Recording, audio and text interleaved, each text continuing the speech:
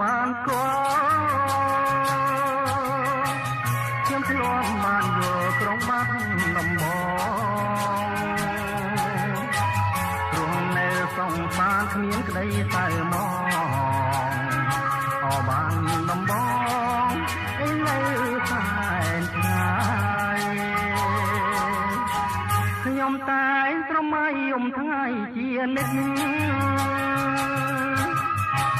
មិនភ្លេចអនុស្សាវរីយ៍ទាំងឡាយបន្លែងធ្លាប់លេងប្រឡែងទីកាយជាង10ឆ្នាំផ្លា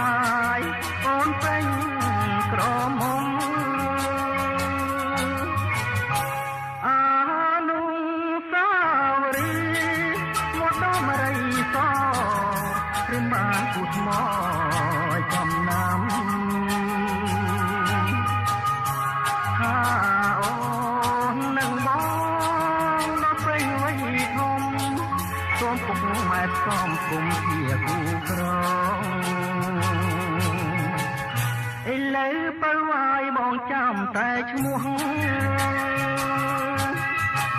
តែរួមសម្រងព្រលឹងមានបងតើត្រង់យ៉ាងណាដែរទៅនួនល្អអបានដំបងគូក្រងខ្ញុំនៅឯណា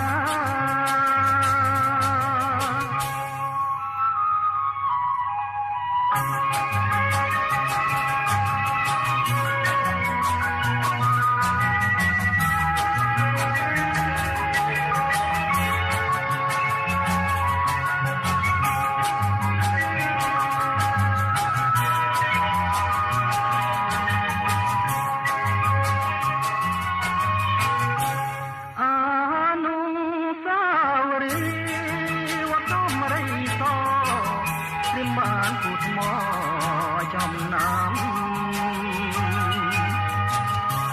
ថាអូននឹងប